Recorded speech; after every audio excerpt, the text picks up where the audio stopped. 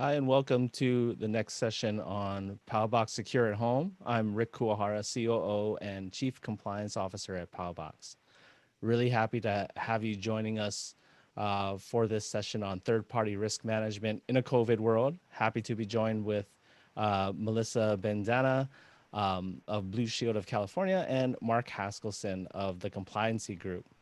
Before we get started, just a quick housekeeping notes. If you have any questions, feel free to throw that into the chat in the session Q&A right next to the window there, and we'll get to them as we can.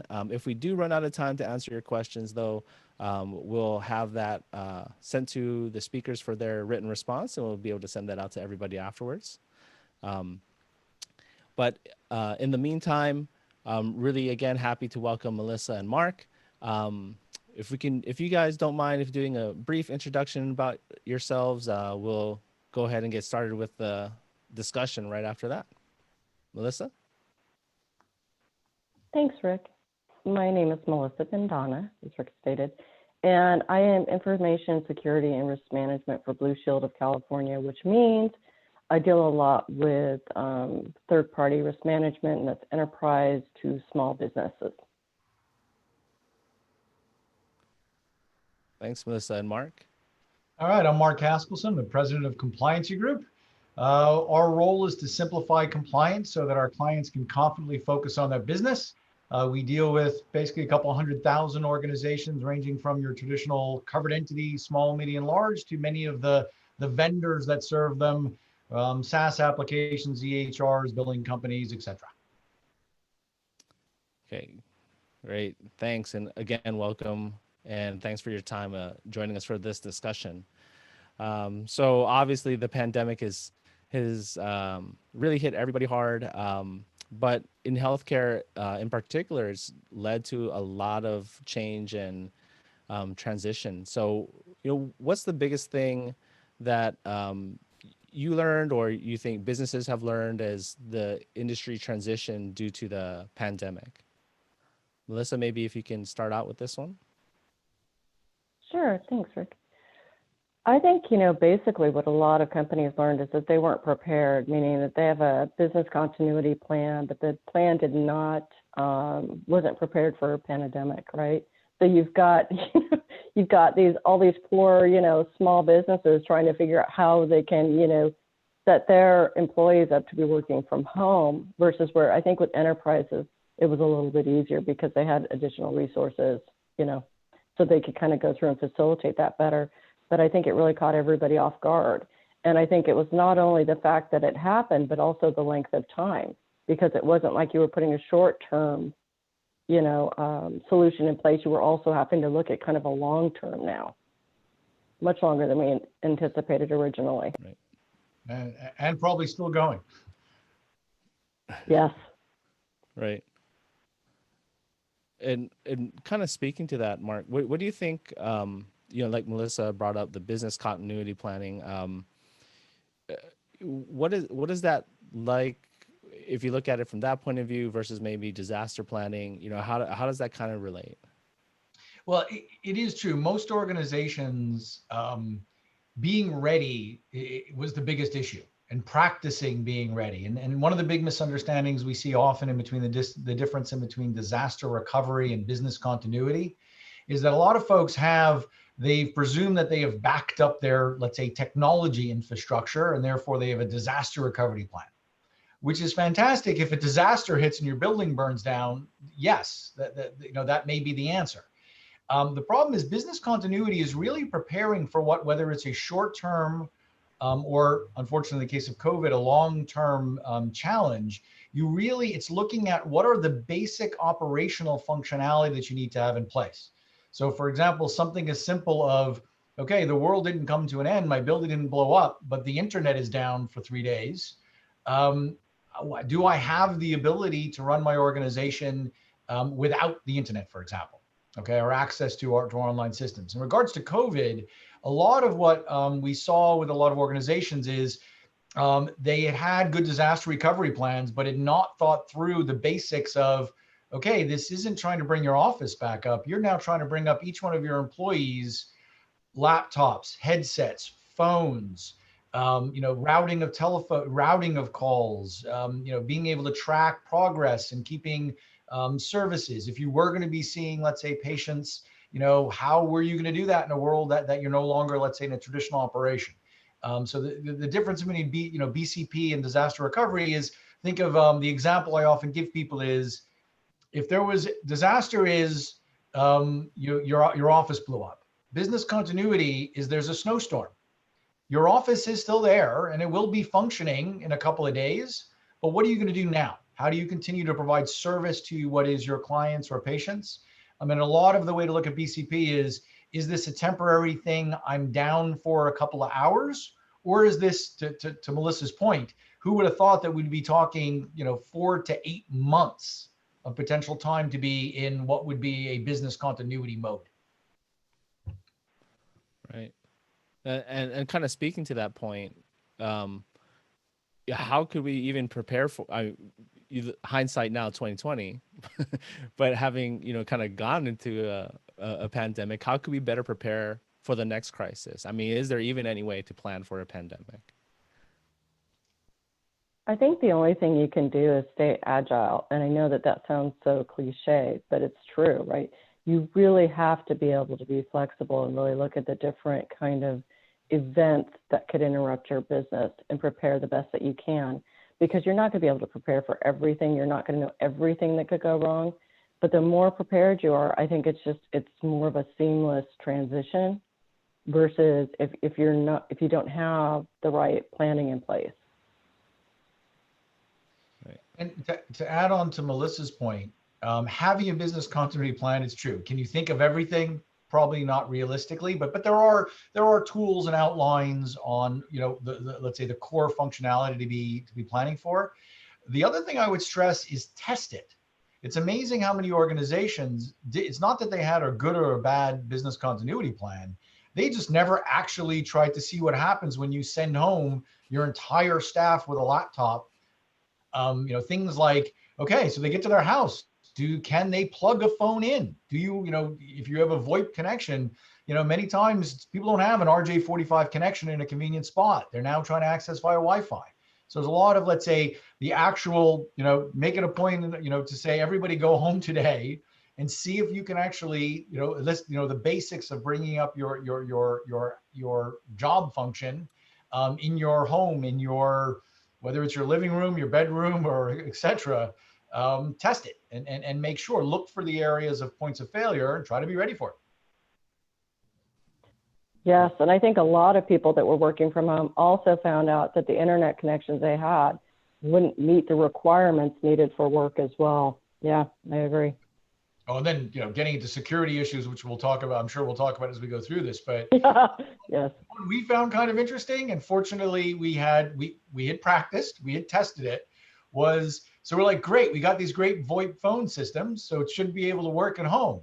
But we, when we tested it the first time around, we underestimated how few people had the ability to plug in a piece of equipment. Most people are running, let's say, their homes on Wi-Fi, right? So the idea of you need to plug something in was not a realistic solution.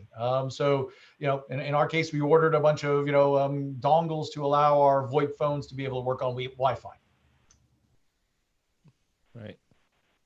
And just, this is going to be the meat and potatoes here, this slide. I know we're going to talk about it. So as you mentioned, the security risks there, Mark. So I guess we can think about it as third parties, but really in the broader sense, are there, I guess not are there, but what are the new risks that have come up with the shift to this remote work? Or are there any existing risks that are now even heightened more because of it? I think that, you have the risk piece. I think you also have the piece of one of the things that we saw was really like for healthcare was the telehealth, right? How that really kicked in and that changed how a lot of people are connecting with their providers. And so that was an interesting shift. As far as the working remote, you also have from like the human standpoint, the wellness piece, because there were people that absolutely love working remote, never want to go back into the office again. And then you have the others who feel isolated and don't like it and want to be back in the office. So it was really interesting to kind of see how that would kind of play out, as well as kind of like this permanence of the ability to work from home. You see a lot of these companies now, adapting to that situation versus requiring everybody to be in the office. Some of it's not that I would call them new risks. I think that they're just different risks when people are working from home.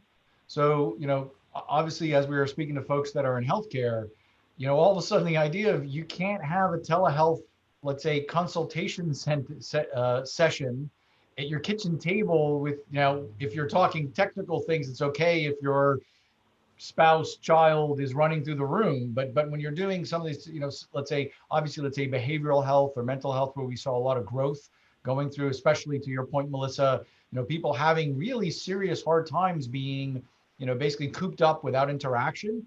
The people providing the telehealth needed to be cognizant of that. They still had to protect the PHI.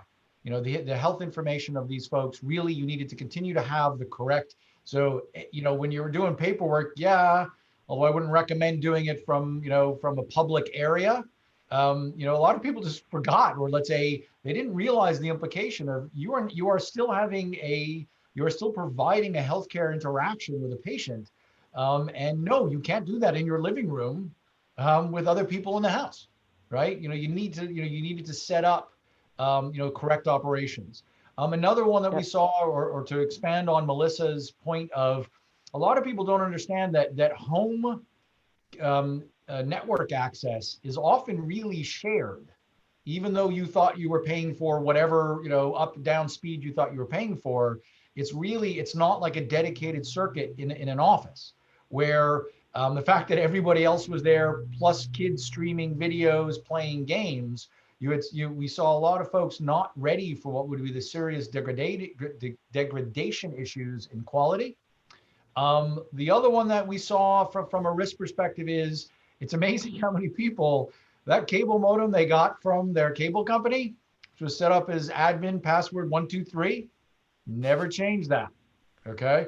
So, we highly recommend, and, there are steps that your people should be, the combination of all those risks. There are things that should be in place, or guidance you should be giving your folks when they are working from home. Agreed. Yeah, absolutely. Yeah, and I think that's that's a good point, Mark. I mean, as far as when you say people forget that you're not in a private office anymore, and you're working from home, that also actually speaks to having to shift your policies really quick, right? Like, so how I mean, with your clients, or in your experience of talking around with people, have you seen people being? I mean, you spoke to being agile earlier, Melissa, as well, but have you seen people being able to shift their policies quickly? I mean, are they even considering that? I know I wouldn't. Just for a small, company, or medium-sized company, if you don't have dedicated professionals, you're just trying to adapt. You're just trying to get people out quickly, and you might not be updating your policies or really thinking through all the potential risks there. How have you seen people handling that, or what's the best way do you think people can handle that? You want me to take a shot, Melissa? Usually I've been letting you go first. So if you think of being just following the regulatory act of HIPAA compliance, part of that is you're really supposed to be assessing your risks on a regular basis, okay, or an annual basis. What we found, or what we noticed, folks that were in this, and I'm not saying these are small, they can be small, medium, or large organizations, but doing the basic viewing of being ready for business continuity, part of what I would say is an important part is having work from home, bring your device policies, training, procedures, so that this isn't, I think, although COVID obviously was a very, suddenly you saw states passing rules that, unless you're critical, you had to stay home. But I would argue that if you were following what the law wanted you to, you would have had those type of things in place, right? And although many organizations, especially small organizations that don't have, let's say, a lot of resources, a lot of this is kind of basic blocking and tackling, right? Having, taking a moment to think about what it would be like if people working from home. And to Melissa's point, some organizations, some people never plan on coming back, right? So having a proper it's not that I would call it, I would phrase it slightly differently. Instead of a different set of policies and procedures, I think organizations in today's world should have a set of policies and procedures that apply to what is modern work, right? And modern work says people work remotely. People, in the case of a pandemic, could be forced to work from home permanently. Telemedicine and the technology changes, which are now making it just more or part of the average interaction where people are using their own equipment. It's another area that we saw a lot of challenges. People didn't understand, look, you're dealing with PHI. You cannot share the computer that your child plays Fortnite with as the same piece of equipment that you are now doing telemedicine on. You need to set them up correctly. So, sorry, Melissa. No, I actually waited so that you could jump in. So, and I agree. And I think one of the other risks that we really saw was also, I think for people working from home who have children, whose children are not in school, I think that raised the level of stress at home because they're trying to manage meetings, everything else. And then they've got, kids going crazy in the background or whatever, or they're trying to homeschool them, which I know a lot of people that weren't prepared to do that and probably would have never chosen to do that if there was ever an option. So, and I think the risk that comes into that is all of a sudden now companies, so what used to be a typical meeting is no longer a typical meeting because it just varies depending on who you're talking to and how old their children are and whether or not they're popping in and out of the screen or whether, their animals are popping in and out of the screen. It really kind of changed to me, kind of like the face of how business is seen, right? Meaning that we're so used to, having the meetings in the conference rooms or, just the one-on-ones or whatever with, everything kind of quiet and normal in the background. And that really shifted. And I think as far as a lot of what Mark was speaking to, as far as security, it's true. It's like you've got all these different pieces that weren't taken into consideration, whether you were dealing with PHI or PII, people had to really shift their thoughts. And as far as policies, I think what's happened is a lot of companies are looking at revising their policies. And I think, like Mark was saying, you have to have the policy for the remote worker along with somebody who is going to come back into the office and how that's going to be handled. Because now you have, because of COVID, now you've got contract tracing some businesses are doing. You've got, how you have to go through and get the thermometer, I guess, to see if you have a fever. You have to go through all these different checks now. Whereas before, and that's before entering the office, and that a lot of that didn't exist prior. And so it really has, shifted and impacted businesses. And, and I think the smarter we get, I'm wondering how much is actually going to stick, if you will, as far as when we kind of move through everything, how much of these processes are going to stick. So we'll see. We'll all get lax again.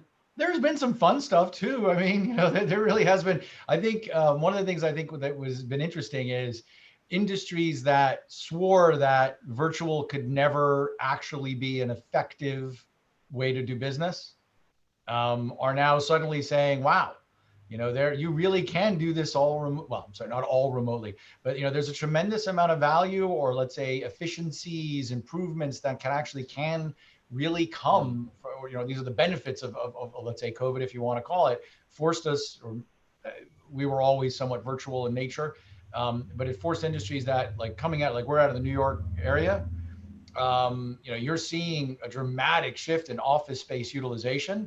They're not intending on coming back.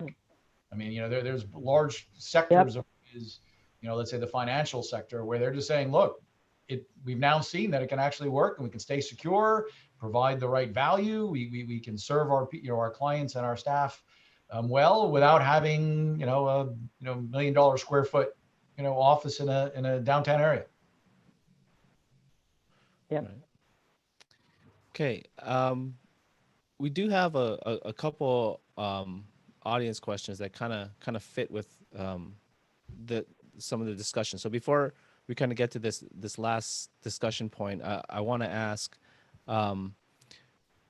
would you recommend those who handle PHI and are working from home get an additional internet connection outside of their family?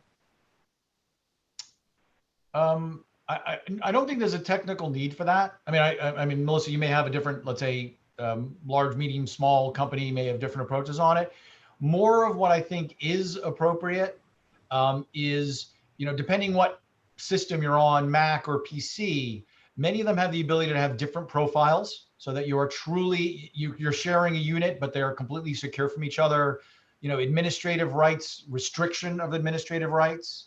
On as far as the actual networks themselves, we highly recommend that you change, if nothing else, just change the password, okay? Change it to anything, just not the administrative password that came with it.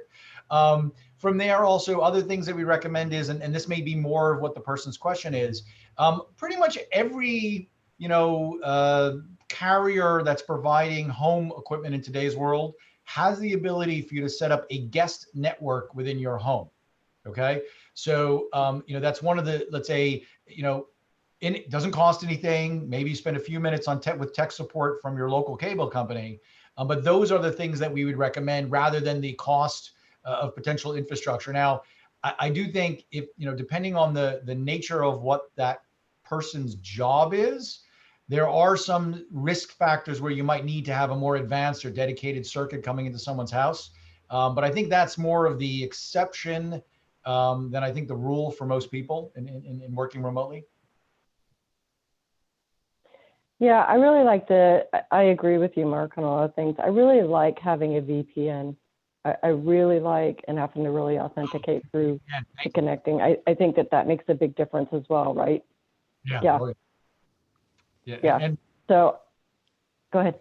No. I'm sorry, I forgot that. There are so many VPNs you can set up that are inexpensive. I mean, I would stay away from free because free kind of means you're the product. Yes. But yes. For $50 or $100 a year, you can have, whether it's a company supplied one, which obviously is more advanced ones, or just a one that you can buy in your Apple store. Great. And Mark, I know you have this. So another question that came up was, do either of you have a checklist or anything about the things people can do to configure and set up to make sure the home office is secure? Yeah, and I think there are lots of resources that if you Googled, if you'd like, yes, we do have one on our website, both on a bring your own device and a work from home, both audit and policy. They're free. You're welcome to download them. But there are lots of other great resources, from other private companies or from the government that can give you good insight on what are the basics. There's kind of like a top 5 that we recommend. One of them being VPN. Melissa, sorry that I completely forgot about that. So thank you for reminding me. We get yelled at by the majority of my company for not mentioning that. No worries. I know that also, I don't have a specific checklist, but I know SANS has a free checklist as well. There's a lot of companies that out there as far as that are technically kind of the leaders that actually have free information. So I would check SANS, or like Mark was saying, you can always check his site because, I think that there's a lot of resources out there that'll help people put specific security in place. Okay, I think it's just going to depend on your resources and how much you can allocate and how much you actually need the security to the extent you need the security. Great. So in the few minutes that we have left, this is a big question, but what are some things that people or organizations should do right now in regard to maybe analyzing the risks, where they're at, in the pandemic? Is there anything that they should be doing if they haven't done it yet, that they should be implementing or going through or analyzing, things like that? Yes, I think it's going to depend on the business and what the services they provide as far as tailoring it to so it's most beneficial for their business, I would say yes.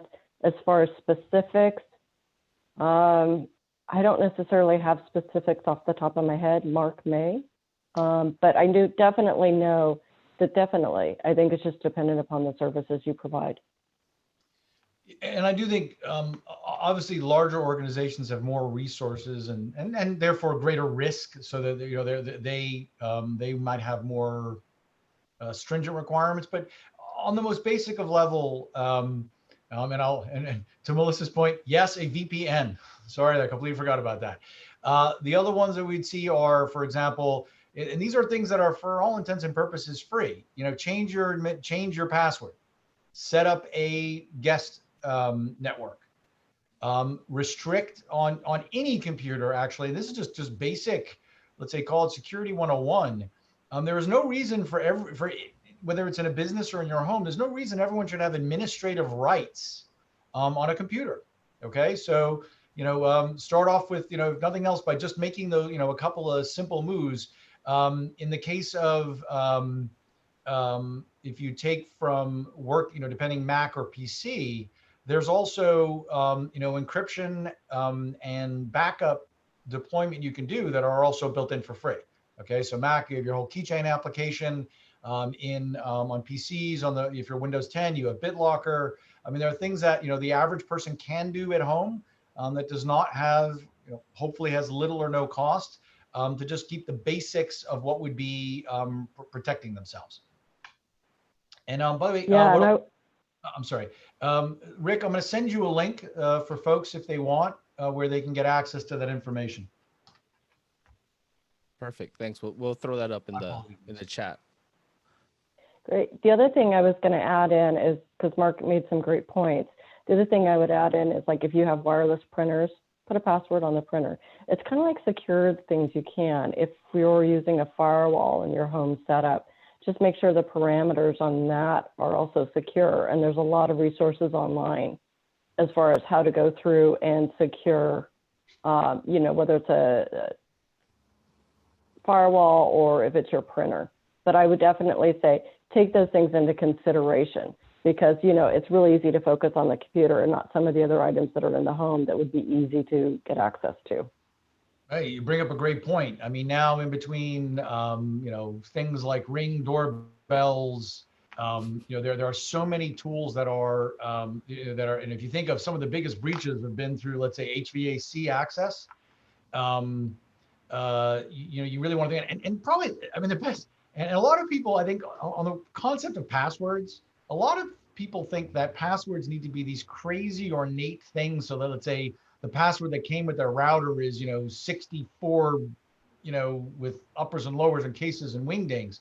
Often just, the longer the better. So for example, a 4 to 6 digit password is in the hands of someone who's really trying to hack you is breakable in seconds. Whereas if you make it eight characters, 10 characters, and even if it's just your favorite color and your favorite food put together, that's easy for you to remember. Once you do that, you change the profile of a brute attack from taking seconds to taking hours to potentially days.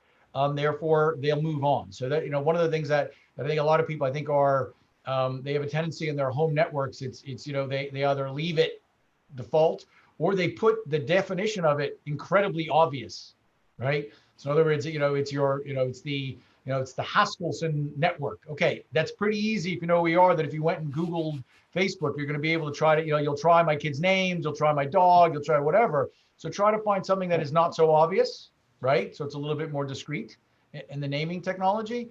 And if anybody's going to hack me, my guest password is freeloader. So how's that? Yeah.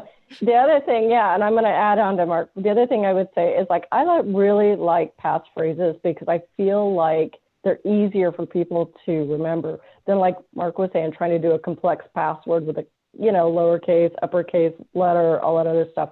I think that that's so effective. The other thing that I do is I also add a space, because people forget that you can add a space. And so when you've got a password and you're just writing out, I love my dog, or whatever, you know what I mean?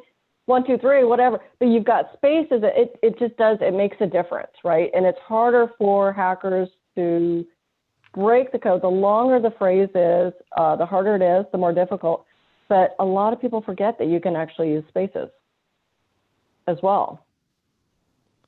So That's Winnie it. the Pooh is my favorite bear. You know what I mean? Whatever, whatever. You know. That's some good tips. So we're right up at time. I did put the I did put the links that you shared, Mark, in the chat. So feel free to check out those resources for securing your home office. I do want to thank again Melissa and Mark, both of you, for your time and for attending today. Really appreciate it, your insights and everything, and making time, and really enjoyed the discussion. No, thank you for having us. Yes, thank you. Thank you. It was a pleasure. And it was nice meeting you too, Mark. Nice meeting you, Melissa. Enjoy all the West Coast. Your weather is better than ours, as we're beginning to get into more wintry fall weather than I think you are. Yes, it's quite beautiful out right now, to be honest. It's kind of strange for October, but I like it. I'll roll with it. Thank you. All right. Thanks, everyone. Take care. Bye. Bye.